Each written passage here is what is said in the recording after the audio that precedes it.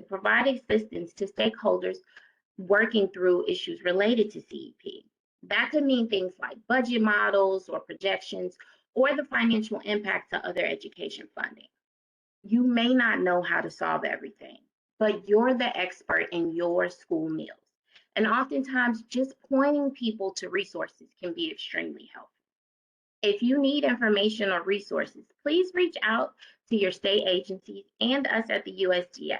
We have resources and information and people available to help make CEP viable. Next slide, please. Remember how I mentioned defining success? Well, here's where we encourage you to toot your own horn. Talk to your stakeholders. What positive changes are they seeing with CEP implementation? Do teachers have stories to share about students' readiness to learn after breakfast in the classroom? Or is the nurse seeing fewer students with stomach aches? You may see operational benefits too that are part of how you define success, and those are also worth showcasing. Did student participation increase? Is it easier for schools to break even because they can take advantage of economies of scale? Have other costs decreased? Are you feeding more kids and doing less paperwork? As you notice or hear about improvements in your program or the school community since CEP was implemented, share them widely. Share them on social media, in newsletters, in PTA meetings, and anywhere else you can share your success. Next slide, please. And then one benefit we have been highlighting in conjunction with CEP is the Affordable Connectivity Program. The Affordable Connectivity Program, or ACP, is a $14.2 billion program that supports eligible low-income households struggling to afford monthly internet service. This critical program ensures that households have the connections they need for work, school, healthcare, and more. All households with children in CEP are eligible for the ACP. For more information on how the ACP operates, please go to the FCC's ACP website, which we have listed on this slide. The FCC also has developed a toolkit for the ACP, which you will also find at the same site. Next slide, please. And I want to close out by sharing that FNS has created several web pages that include various resources, including toolkits, fact sheets, and information on best practices to help state agencies, schools, and families learn more about CEP. You can access the websites using the links listed on the slide or using your phone to scan the QR code shown. Thank you again, everyone, for your time. I'll turn it back over to you, Allison. Thank you, Latasha. That was incredible. That was a very, very helpful presentation. Now I will kick it off to our next speaker, Walter Campbell of Charleston County School District in South Carolina. Take it away, Walter. Great, thank you. Again, my name is Walter Campbell. I'm the Executive Director of Nutrition Services with Charleston County School District. We have over 50,000 students in 80 buildings, covering over 1,300 square miles. 50 of our schools are CEP. We've been CEP since 2015. Pre-pandemic, we had 52 schools that were CEP, but we had to drop 2 off because of a dramatic change in the demographics over the last 4 years. Pre-pandemic, those 52 schools were all reimbursed at the 100% rate, the 100% free rate. Post-pandemic, those schools, we couldn't get them all at 100%. So we split it into 2 groups. So half those schools are at 100% of the free rate. So we had 100% of our students reimbursed at the free rate. And then the other at 80%, about 80% are reimbursed at the free rate and the other 20% at the full paid rate. And we made it work, but we worked the math. So there's 3 things that I want to review today. And next slide, please. One is the math. So can the math work? Is the math right? That's what you consider before you even become part of the CEP program.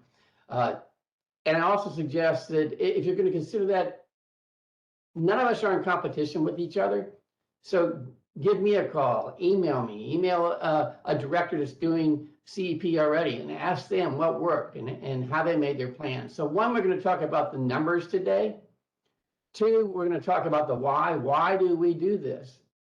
And then the 3, the final thing is an entrance plan. You have to have a plan to come into it and then an ongoing plan when you want to exit it. Okay, so next slide.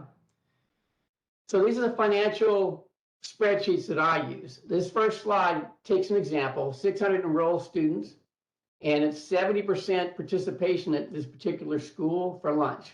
So 420 students eat with us every day. And I broke it down to free, reduced, and full paid. I worked out the income and the food cost, and the food and supply cost, I worked out at $1.87. Yours might be higher, it might be lower, but prices are up. So $1.87 is extremely realistic. And then I worked it out so that before labor cost, what would be the net at this school? And the net would be $929.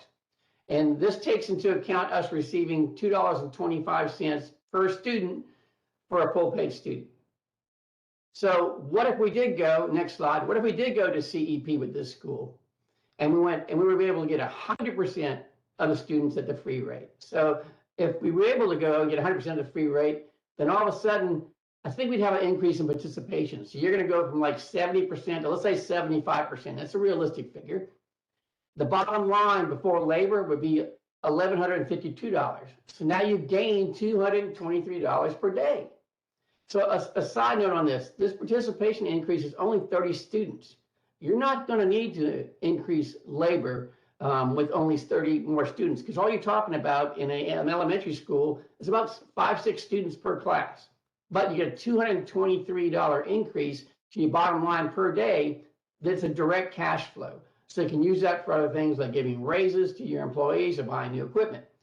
So next slide. So now you go, Walter, I'm not going to hit 100%. What if I had 90% reimbursed at the free rate and 10% at the full paid rate? So in this example, before labor cost, it comes down to $991 net per day. You're still $62 ahead of the pre-CEP numbers.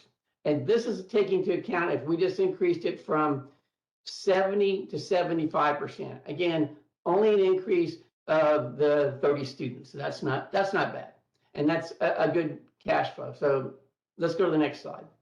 So then you go, Walter, I don't even think I'm going to hit 90%. I think I'm going to hit 85%. So let's say if you say I'm going to hit 85% participation.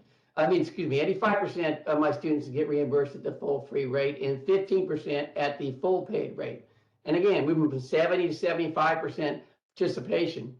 Well, now you're going to be at about $911 net. So you go, Walter, I'm losing $18 per day. Then you need to consider, what are your charges? Maybe you have a lot of student charges. So if you have a lot of student charges, this may still be an option to go to 85% and 15% as far as the reimbursement rate. Next slide. Finally, let's say if you go all the way to 80%. So 80% of your students get reimbursed at the free rate and 20% at the full pay rate. Now you're at $831 net. You go, Walter, I'm losing $98 a day. This is not going to work for me. And maybe it won't. But what if you had a plan to go from not just 70%, and I didn't put this slide in here, but if you went from 70% to 85%, which is not unrealistic to do that, then your net would be $942, so you would be over your pre-CEP.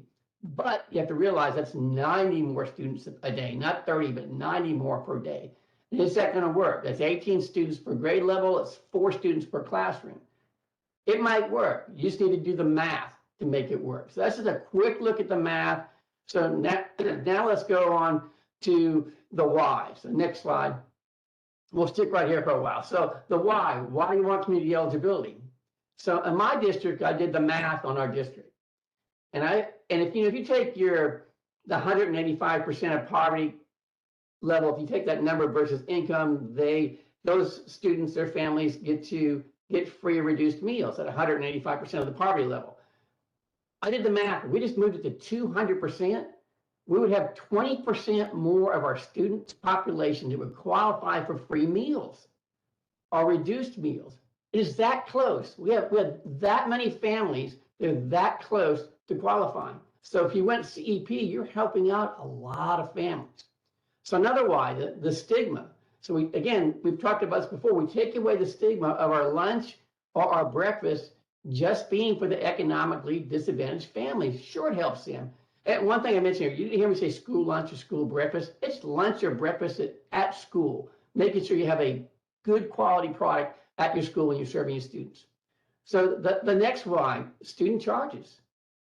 You eliminate student charges, which after 2 years of free meals, I'm guessing that a lot of directors out there, their student charges are already going through the roof.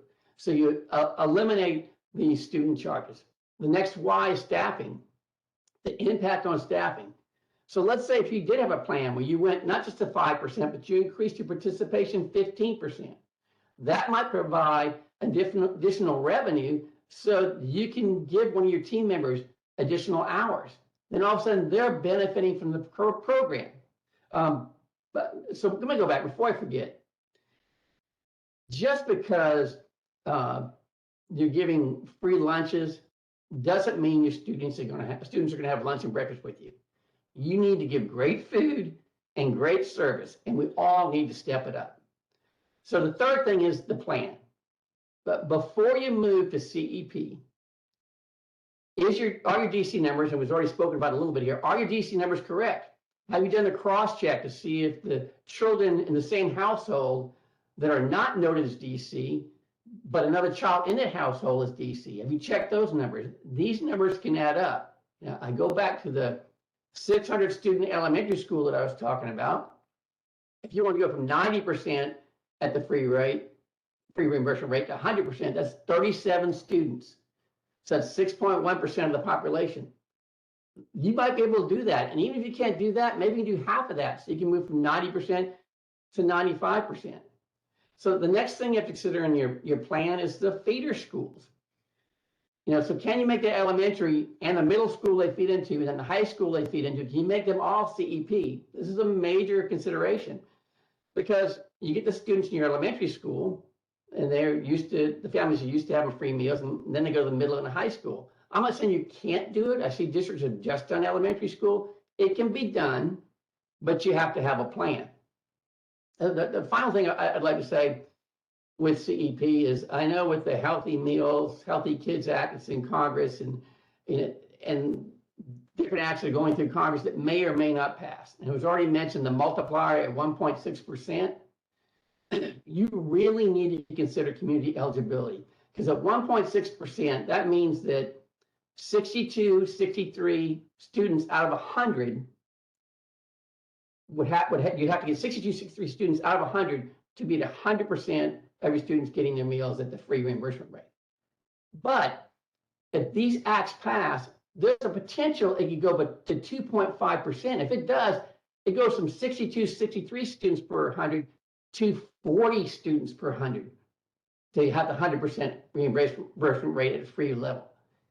You can't pass on this. This is going to benefit your students if it drops to that 40%, so the 2.5 multiplier.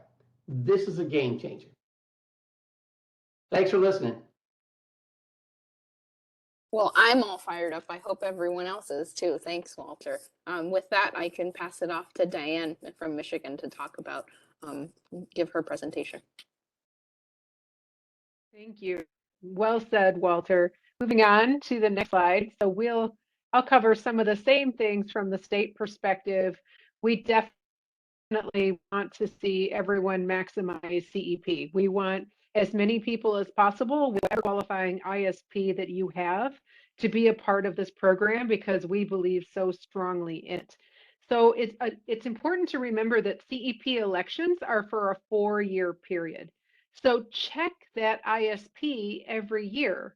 If there's any increase at all, you can reapply and restart that 4-year cycle. We recommend that on a regular basis to everyone because, first of all, you want that cycle to restart so that you have the longest period possible with the highest ISP possible. But because families come in and out of eligibility, every time you can maximize what that level is, it only helps your bottom line. And as Walter said, and it was said before, to remember to extend those categorical eligibilities and other sibling matches and extended eligibility. If you need to have a party where your staff sit down and go through one by one each student so that you can do that extension, do that. Talk to principals, talk to social workers, talk to homeless liaisons. Make sure that you're supporting those students who are migratory or experiencing homeless or unaccompanied homeless youth, as well as other students experiencing foster care, so that you can maximize those numbers as much as possible to, again, maximize your reimbursement. And then think about generating additional revenue to help support having a lower ISP and being able to make it work financially. As you heard earlier, consider offering every meal program for which you qualify. That includes at-risk after-school meals, snacks, and suppers. That might mean serving those on days that your staff might normally stay behind, but because you have kids around, you want to be able to serve those meals. Consider a la carte sales and how or if they actually generate revenue or they hurt your bottom line. Are they competing with your reimbursable meal or are they enhancing your revenue? And really take a long, hard look at what that looks like. Consider catering functions, and if you have the staff capacity to do that, what additional funding that might generate to help support the entirety of the meal program so that you can have that lower ISP to elect CEP with. And don't forget those additional opportunities to really enhance your um, fund balance and what that looks like. So supply chain assistance funds, take every single penny that's offered. You're going to be buying those products anyway. So bring those funds in to help benefit your meal balance. Consider your commodity dollars. Are you using every single penny available to you? We often laugh and liken it to getting Kohl's cash and not spending it. That's what it would be like to not spend your commodity dollars. So make sure you're getting every penny that's available to you. Next slide, please. So whether you're running a high or a low ISP, some best practices you heard already about expanded breakfast models. Look at breakfast in the classroom. Look at grab and go. Make sure you are serving breakfast after the bell, even if it's in combination with other models. Remember that meals are often the social place where kids get together with their friends. So give them places and reasons to eat together and share that social time. Add more points of service. Oftentimes, as your participation starts going up, you'll see overcrowding at points of service. And so add more so that you lessen that crowding, you get students through more quickly, which increases their satisfaction, gives them more time to eat, which again increases their satisfaction, and gives them more time with their friends, which is huge. Consider when you are serving lunch. We have some districts that serve lunch as early as 9:30 in the morning or as late as 2:30 in the afternoon. And think about what that would be like for you as an adult.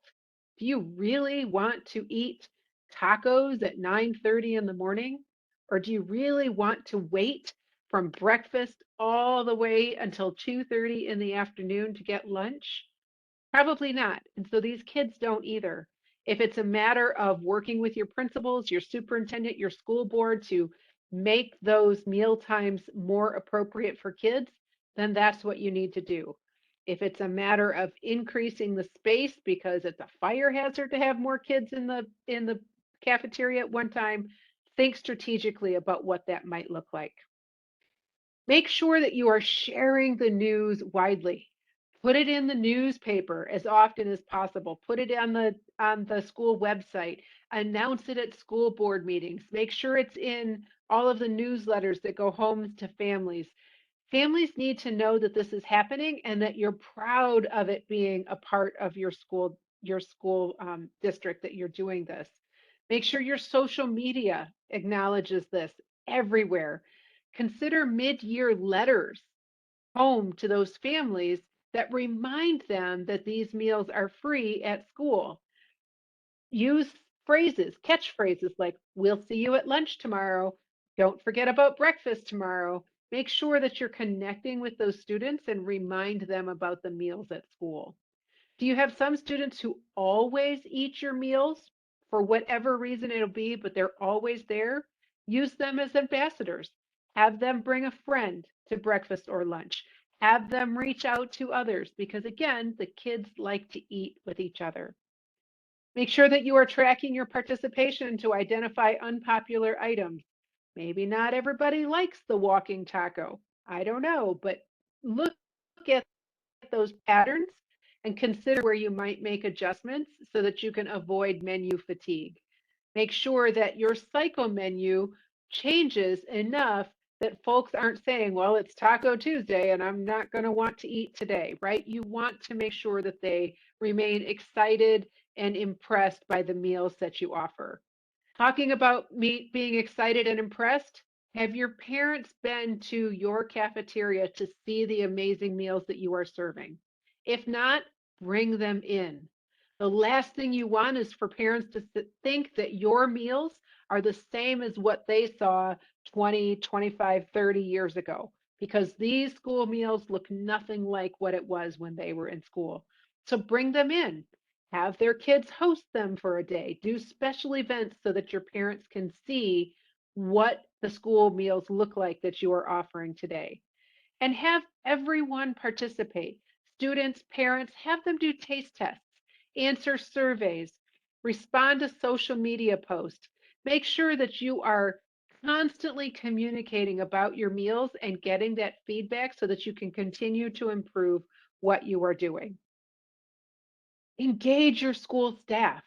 It is so important for a teacher to be able to say, I can't wait for lunch today. I can't wait to eat breakfast tomorrow. Whatever that is, especially the younger ones want to do what their teacher does and all of the other school staff.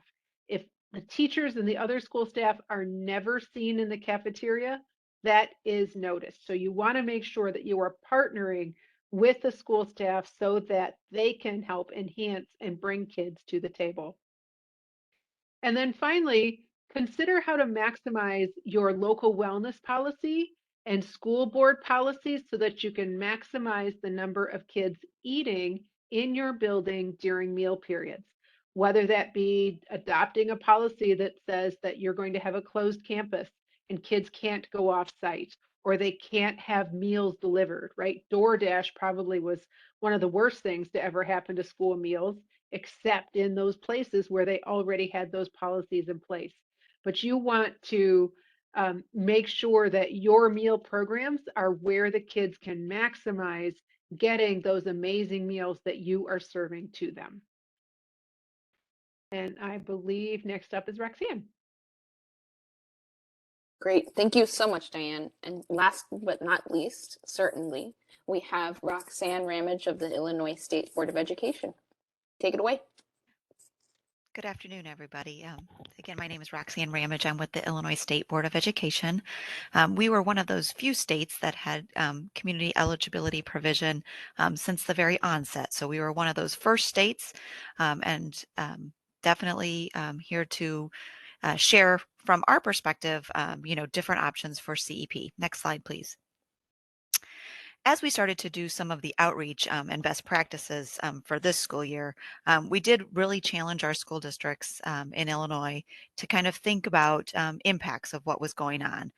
So as we came off of 2 years of flexibilities from the USDA, providing those meals at no charge to the students based on that pandemic feeding, as well as, maybe that what if, not necessarily, I know Walter mentioned the why, which of course is always for the students, but the what if we return back to free, reduced, and paid meal counting?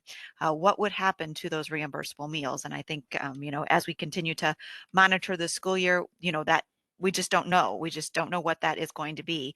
But I think some of our schools were really concerned about that. How can we take care of the students who definitely need these meals?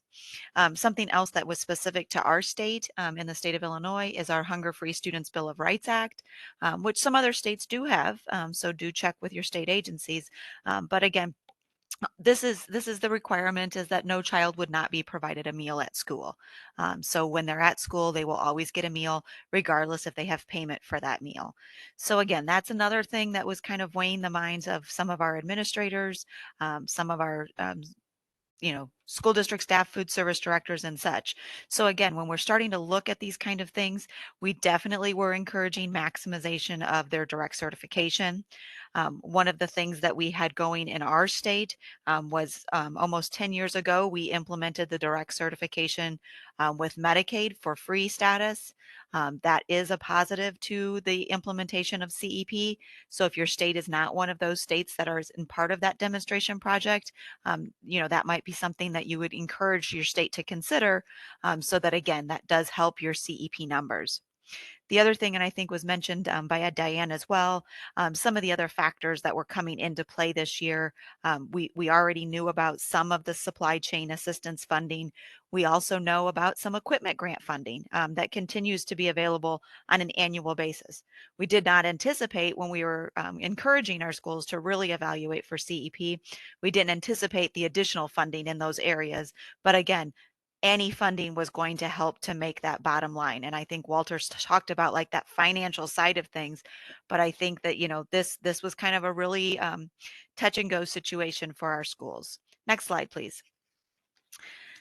And I'm pleased to present to you guys, again, kind of looking at our number of sponsors in our state. We are a big state, and I do know that this doesn't really speak to a lot until we get our numbers in from our students in terms of our students that are now in a CEP approved school.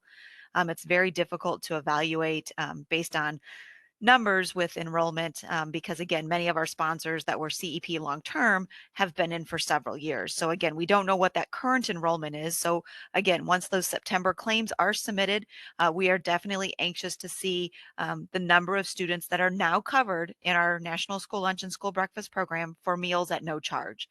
And again, I think that's what this is all about. It's really looking at this from a community perspective and providing our students with that option to just get their meals at school, not to have to worry about collection of money, some of those other things. So again, as you can see in our state specifically, in 1920, which again, the evaluation of this was really at a level where they would strongly calculate exactly the financial ramifications.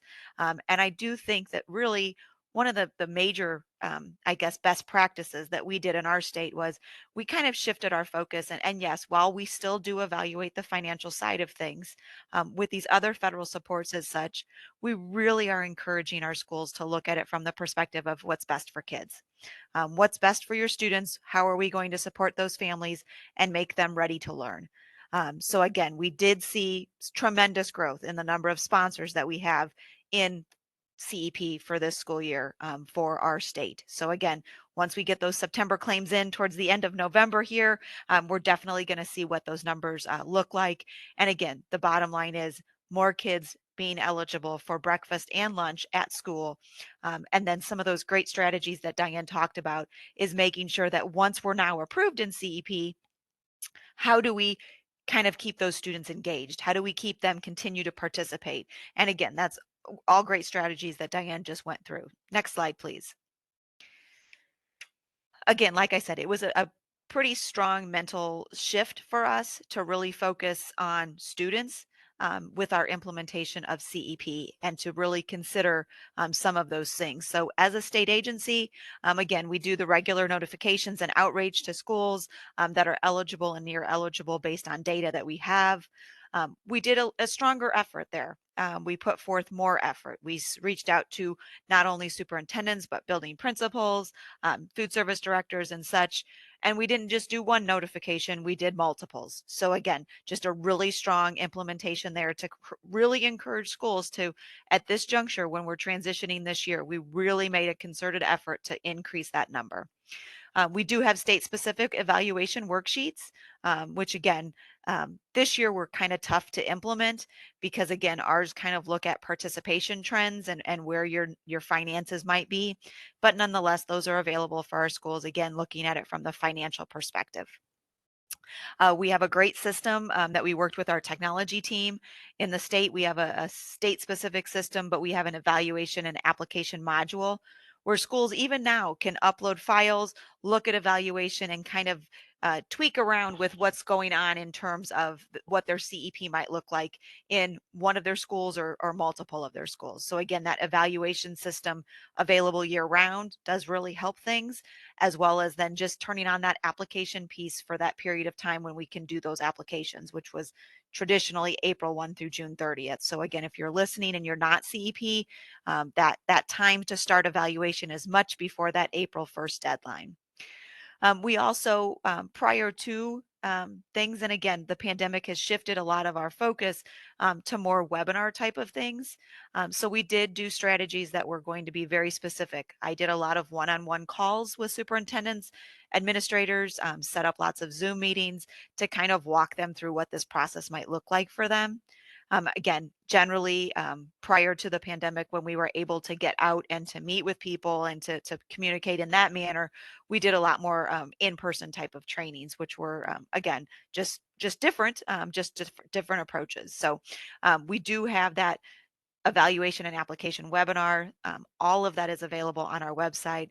And then this year, because we did have so many brand new schools, such as, you saw with our growth, we did do an operating as CEP webinar.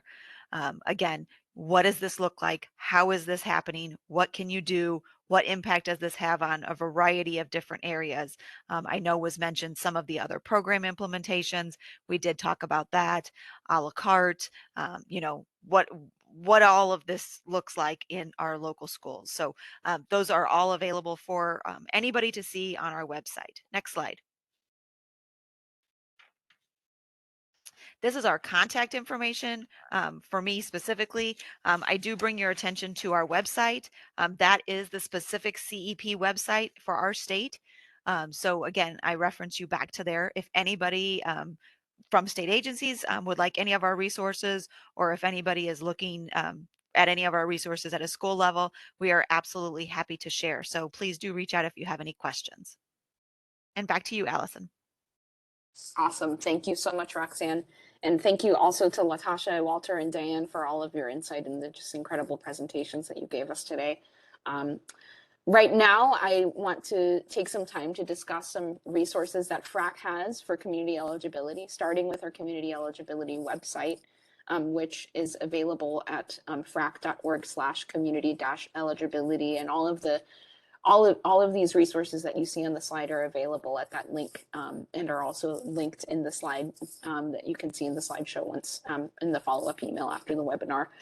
But including on this webpage, we have our community eligibility report for the 2021-2022 school year, which is the most recent report that we have published. We have our Taking a Fresh Look at Community Eligibility resource.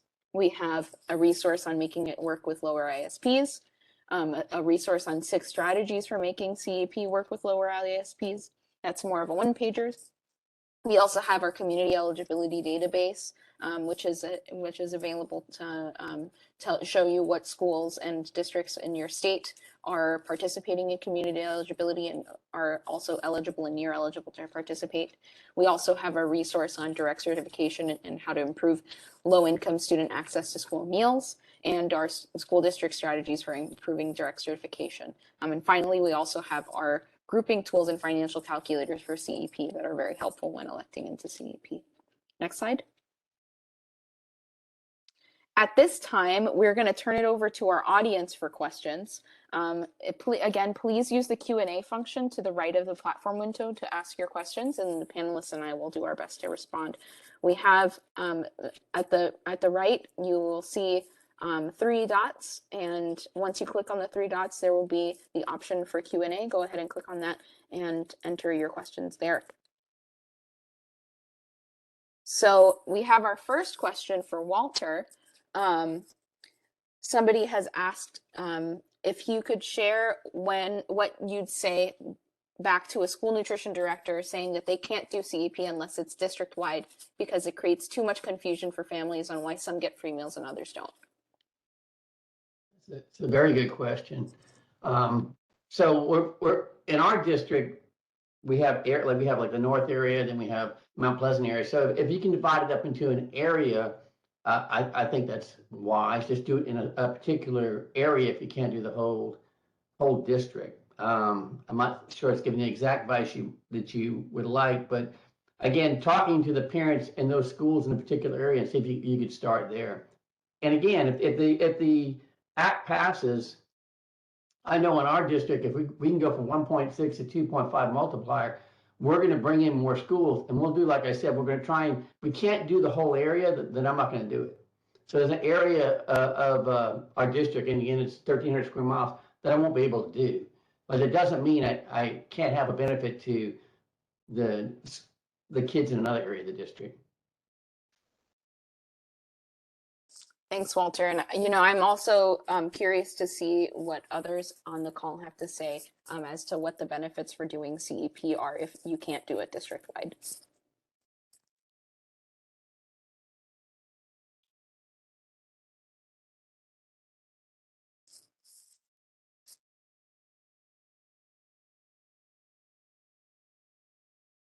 Any thoughts, Roxanne, Diane, folks from USDA?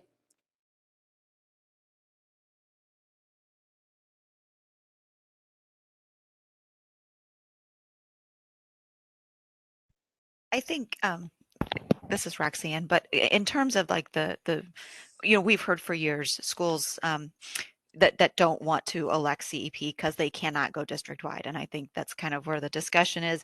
Some of our schools will group based on grade groupings, so they might do like the K through 5 students, like Walter suggested, different areas or regions of the city. Many of our school districts in our state, specifically in Illinois, we have such small regional areas that our school districts, outside of our two major school districts, they're fairly small. So they do either elect generally district wide or, maybe just at a certain grade grouping and not necessarily parsing out a particular segment of students. I think the one benefit of, again, if you can have a benefit coming out of a pandemic, is that I think that our schools administrators did really see firsthand the benefits to having those students get their meals at no charge, and the reduction in some of the paperwork and the administrative burden, as well as that unpaid meal collection debt. And I think they like to be able to focus on first just feeding the students, providing them that healthy, nutritious meal at school, and then just to focus on education so that principals no longer having to make phone calls to families or what have you, all of that follow up to the collection of money. So I do think just identifying and highlighting some of those things that we know are benefits of CEP, I think really just highlighting those for administrators that are in school settings, and letting them know is that these are some really great benefits to doing this for your school. And then I think that just working through some of those things. I do think that also, and I think one of the things that we did with our promotions of CEP specifically this year, because many of our schools, if not the good majority of them, were providing meals at no charge already, the thought of going back to meal collection of payment for paid and reduced, I think that really did generate some of our growth. Just because of the fear of doing that. And I had so many administrators that said, well, Roxanne, I guess we'll do it for 1 year just to see how it is. And I'm kind of anxious to kind of check in with them here, maybe mid-year, to see, again, I think once we convince them to get into this, I think again, where we are, I think they're going to be able to make it work financially. And I do think that they will see the benefits of it. And again, it's not something that we really wanted to have to go through to see this increase, because again, it's just better for the children. So that was kind of, again, those groupings and how that works and how that looks. Again, administrators have to make tough decisions, and we can't make those for them. But I think that people like Walter, all the schools in our state, again, nobody's in competition with each other. So again, the list of school districts, when I have somebody that's questioning like, oh, can we make CEP work or not? I put them in touch with the food service director in a nearby area, because hearing it from the state is something different than hearing it from a nearby school. So again, Walter's willing to talk to people. I know, every one of our food service directors in our state, if you're similar in makeup and you're looking at that, definitely reach out, get some tips from them, have them do your talking for you, because again, they've done it, they've implemented it. And again, it's just something that you start with what's best for kids. And I think that most administrators, that's what they go into this for, because like our food service staff, they all have hearts of gold and they just really want what's best for kids. So we just, start with that focus and keep moving forward. So. Awesome. Thanks, If I Roxy. can piggyback on that, maybe if you just, to the person sending the question, maybe if you started as, call it a pilot, and you started with elementary, middle, and high school, it all fed into each other, or if there's a few elementaries that feed into the middle and high, and call it a pilot, and go back to what Roxanne said, and do it for a year. See if your board will do that. Great. I would point. just add, Yeah. don't forget to talk to your families. What does this mean to them? How important is it to them? Because that can speak volumes to an administrator if they're hearing it from the families who are impacted. Absolutely. Absolutely. Well, we've got another question in the chat regarding what the incentives are for a district to increase student participation. If you're, what are the benefits of increasing participation in community eligibility? I think this is an easy one, but whoever wants to take it. Well, potentially you bring more revenue to the bottom line, and then maybe you can give an increase in pay rate to your staff, or additional hours to your staff, or because it can potentially bring in additional revenues, that you can buy better products, or you can give additional training. There's a lot that can be used with the funds.